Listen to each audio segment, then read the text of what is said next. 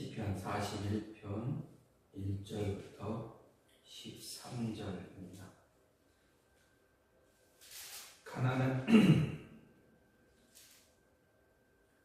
가난한 자를 보살피는 자에게 복이 있으며 재앙의 날에 여호와께서 그를 건지시리로다. 여호와께서 그를 지키사 살게 하시리니 그가 이 세상에서 복을 받을 것이라. 주여, 그 원수들의 뜻에 맡기지 마소서. 여호와께서 그를 병상에 붙드시고 그가 누워 있을 때마다 그의 병을 고쳐 주시나이다. 내가 말하기를 여호와여, 내게 은혜를 베푸소서. 내가 주께 범죄하였사오니 나를 고치소서 하였나이다.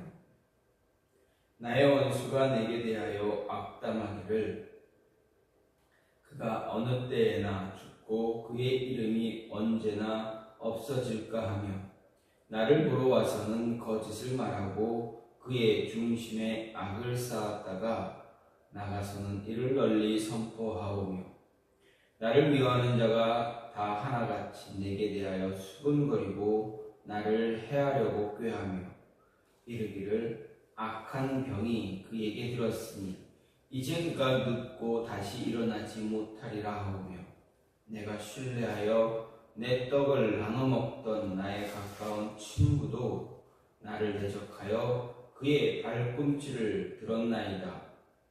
그러하오나 주 여호와여, 내게 은혜를 베푸시고 나를 일으키사 내가 그들에게 보응하게 하소서. 이로써 내 원수가 나를 이기지 못하오니 주께서 나를 기뻐하시는 줄을 내가 알았나이다. 주께서 나를 온전한 중에 붙드시고 영원히 주 앞에 세우시나이다. 이스라엘의 하나님 여호와를 영원부터 영원까지 송축할지로다. 아멘. 아멘. 오늘 말씀 시편 41편 1절부터 13절 말씀입니다. 시편 41편은 이제 시편이 전 5권으로 나누어졌을 때 그 1권의 마지막 시가 바로 오늘 말씀 시편 41편입니다. 오늘 말씀 시편 41편은 다윗이 이제 병중에 맛본 인간적인 그런 배신에 대한 탄식, 그리고 그러한 패역한 사람들, 인간들과는 달리 병상 중에 드린 자신의 간구에 응답하여 치유의 은총을 베푸실 하나님의 은혜를 확신한 가운데 고백하고 있는, 그래서 빈약한 자를 권고하는 자의 복됨을 깨닫게 하는 그러한 지혜 시입니다.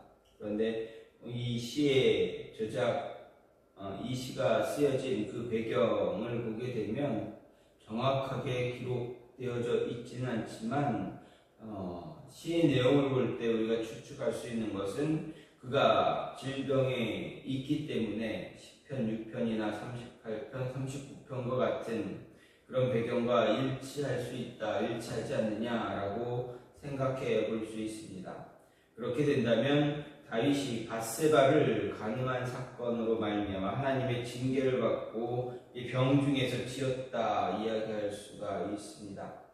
하지만 예수님께서 가룟 유다의 배신을 예고하시면서 인용한 9절 말씀의 내용을 보게 되면 다윗의 무사이자 신하였던, 또한 친구로서 다윗이 매우 신뢰했던 아히도벨의 배신을 생각해 볼 수가 있습니다.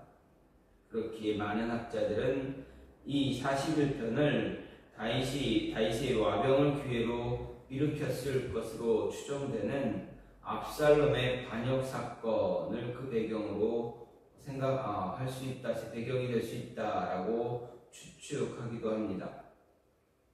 어쨌든 이런 오늘 말씀 41편을 보면 원문을 볼 때 1편과 마찬가지로 복 있는 자라는 의미를 지닌 아슈레라는 말로 시작합니다. 즉 시편 1권은 첫 번째 이 1권은 처음 시와 마지막 시가 다 같이 복이 있다, 복 있는 자 자라는 것 말로 복 있는 자로 이제 시작되는 그런 지혜시가 되어 있다라고 할 수 있습니다.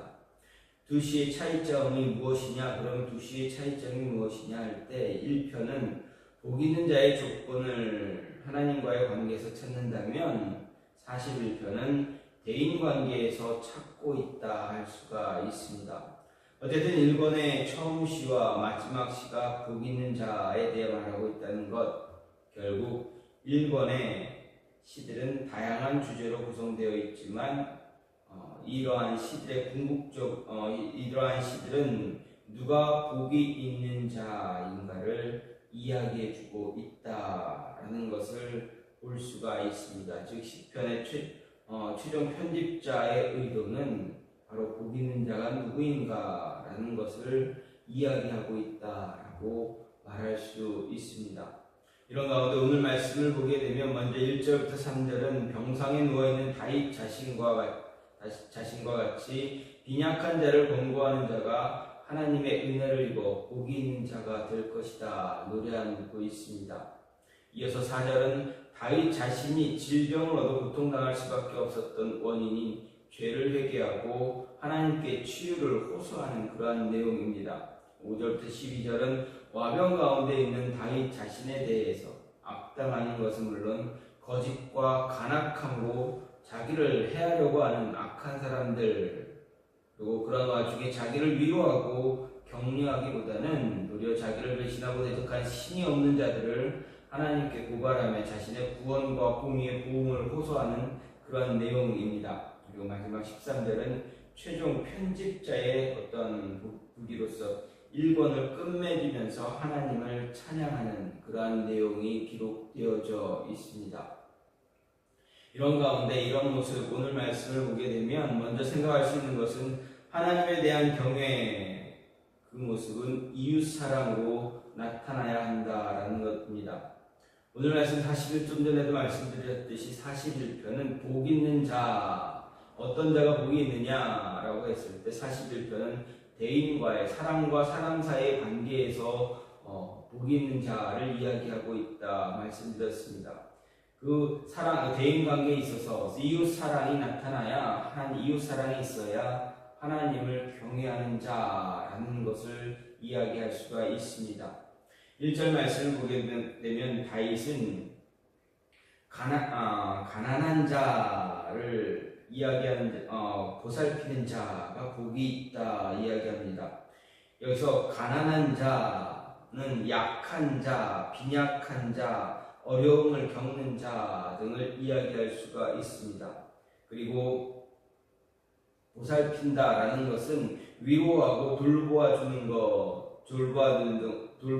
그런 모습으로 어떤 식으로든 도움을 베푸는 것을 말합니다. 즉 다윗은 약하거나 어려움에 처한 자에게 도움을 베푸는 사람, 그러한 사람이 복이 있다 말합니다.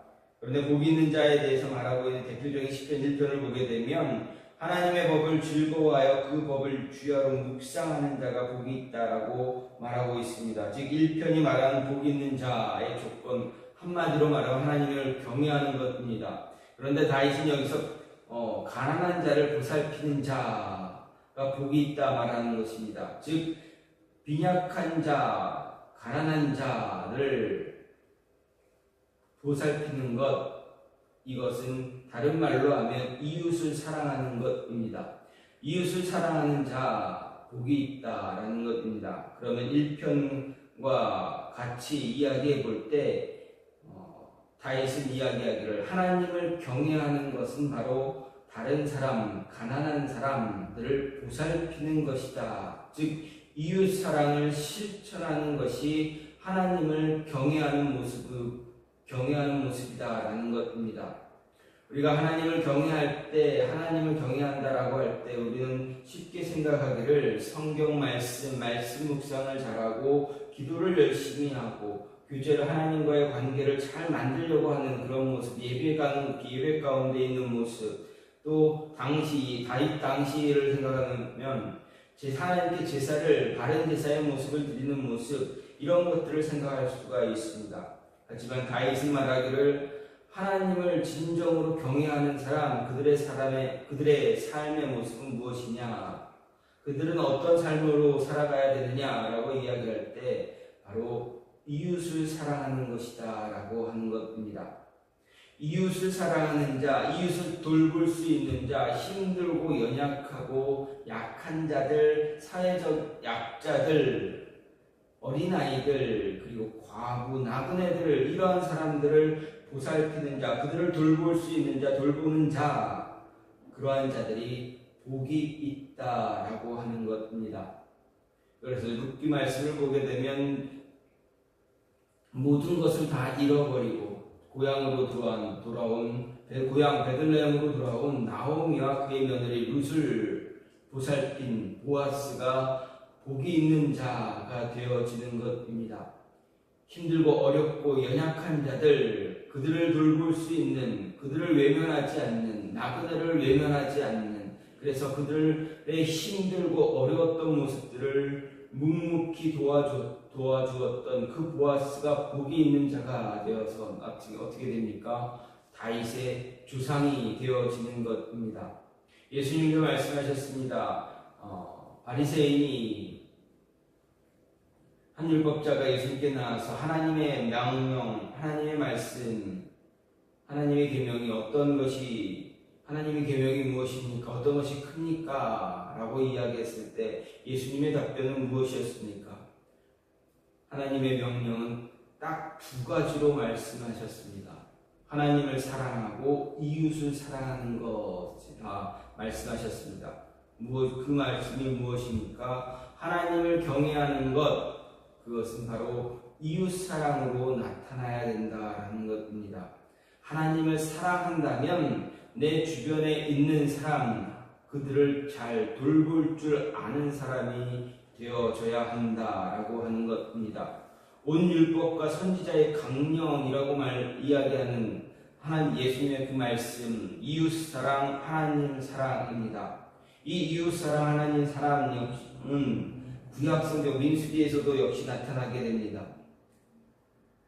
하나님을 경외하는 것, 오직 우리의 삶에서, 우리 생활 속에서 나그네들, 연약한 자들, 힘없는 자들, 가난한 자들, 노약자들, 어린아이, 과부와 같은 이러한 사람들, 그들을 잘 돌볼 수 있고 그들에게 사랑을 베풀 수 있는 자, 그가 진정으로 복이 있다라고 하고 성경은 말합니다. 또한 마태복음 5장을 보면 복이 있는 자가 누구인가 말씀하시는 예수님의 그 팔복에 관한 가르침을 볼 수가 있습니다. 여기서도 성경에서 복이 있는 자의 조건 말할 때 예수님은 복이 있는 자의 조건으로 하나님을 사랑하고 이웃을 사랑하는 것을 이야기하고 있습니다. 심령이 가난하고 애통하고 의에 줄이고 목마르고 마음이 청결하고 의를 위해 핍박받는 것, 하나님 사랑과 관련된 것으로 볼 수 있고, 온유한 것, 긍휼히 여기는 것, 화평케 하는 것, 이것은 바로 이웃 사랑과 관련이 있다라고 할 수가 있습니다.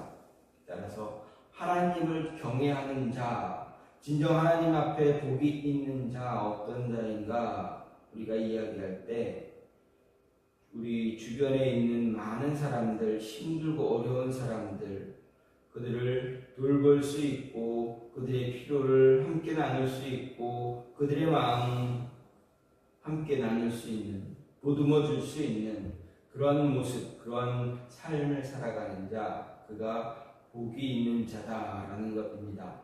그러한 자가 어떤 사람입니까? 바로 예수님을 따라가는 그리스도인들, 저와 여러분이 되어줘야 한다라는 것을 오늘 다윗은 이야기하고 있습니다. 또 한 가지는 기도의 가장 중요한 모습은 무엇이냐라고 생각할 때 솔직함이다라고 다윗은 이야기합니다. 4절 말씀을 보면 내가 말하기를 여호와여 내게 은혜를 베푸소서, 내가 주께 범죄하였사오니 나를 고치소서, 이렇게 다윗은 이야기합니다. 즉 자신의 기도 내용을 공개하고 있습니다. 다윗은 현재 지금 여러 가지 재앙과 슬픔 그리고 질병의 고통을 당하는 가운데 있음을 볼 수가 있습니다. 이에 다윗은 이 모든 것이 자신의 죄 때문이다라고 고백하고 있습니다. 그리고 겸허하게 회개하고 있는 것을 보게 됩니다. 여기서 우리는 다윗이 자신의 영혼의 상태에 대해서 하나님께 솔직하게 고백하고 있다라는 것을 보게 됩니다. 즉 다윗은 지금 자신의 상태를 솔직히 말하면서 자신의 문제, 곧 영혼의 치유를 호소하고 있습니다. 우리가 하나님께 기도할 때 이렇게 하나님 앞에서 솔직해져야 한다라는 것입니다. 하나님은 우리가 우리의 상태나 문제를 솔직하게 고백할 때 해결을 솔직하게 이야기하면서 해결해달라고 고백할 때 하나님은 그의 그 기도를 들어주신다라는 것입니다. 우리의 솔직한 모습을 듣기를 원하신다. 물론 하나님 다 알고 계시지만 우리의 입술을 통해서 솔직하게 하나님께 고백하기를 원하신다라는 것입니다. 어떤 사람 자신의 신세가 초라할 정도로 문제투성임에도 불구하고 나라와 민족, 세계 선교만을 위해서 기도하는 자도 있습니다. 하지만 이런 기도보다는 하나님이 원하시는 것은 이런 기도도 필요하겠지만 자신의 처한 상황, 자신의 지금 현재 상황, 그 모습을 솔직하게 기도하는 것입니다. 자신의 모습에 대해서 하나님께 솔직하지 못하고 겉으로만 보여주는 나라를 위한 세계 선교를 위한 것만을 기도한다면 어떻게 보면 외식하는 바리새인과 다를 바가 없다라는 것입니다. 자신의 상태를 솔직하게 하나님께 고백하면서 하나님의 도우심을 간구하며 또한 이러한 세계 선교 이런 모습도 같이 기도할 수 있어야 한다라는 것입니다. 아프면 아프다고 말해야 됩니다. 울고 싶으면 울 수 있어야 합니다. 괴로우면 얼굴을 찡그리고 탄식할 수 있어야 됩니다. 아프면서 건강한 척, 가진 것 없으면서 부족함이 없는 척, 속은 문둥병처럼 썩어 있는데도 웃으며 기도한다는 것, 이것은 좋은 모습이 하나님 앞에서 바른 모습, 바른 기도의 모습이 아니다라는 것입니다. 정신적으로 고통 감당하기 힘든데 평안한 척 기도한다면 그것은 어떻게 보면 외식의 모습과 별반 차이가 없다라는 것입니다. 하나님이 기뻐하는 기도, 바로 우리의 모습 있는 그대로 솔직하게 하나님께 고백하는 것입니다. 하나님 그렇게 고백할 때 하나님은 그의 기도를 더 그렇게 탄식하는 그 기도를 하나님은 더 기뻐하시고 그 고백을 더 하나님은 원하신다라는 것입니다. 그렇기에 우리는 하나님 앞에서 기도할 때 자신의 모습을 치장하기보다는 자신의 처한 상황을 있는 그대로 다윗처럼 자신의 있는 그대로 하나님께 고백하며 기도할 수 있는 모습 가져야 한다라는 것 잊지 마시고 늘 기도할 때 솔직함을 가지고 하나님께 기도할 수 있는 모습이 있기를 간절히 소망합니다. 오늘 말씀 다윗의 시를 보면서 생각하게 되는 것, 하나님을 경외하는 모습이 어떤 모습으로 나타나야 되는가, 이웃을 사랑하는 이웃과의 관계가 얼마나 소중한가를 이야기하고 있습니다. 그리고 하나님께 기도할 때 솔직한 모습으로 자신의 있는 그대로를 드러낼 수 있는, 고백할 수 있는 모습이 필요하다라는 것, 이 모습을 가지고 하나님께 기도하며 하나님을 더 많이 사랑할 수 있는, 하나님의 사랑을 전할 수 있는 그러한 모습이 있기를 간절히 소망합니다. 이 시간 같이 기도하기를 원하는 것은 하나님, 우리의 삶에 있어서 하나님께 기도할 때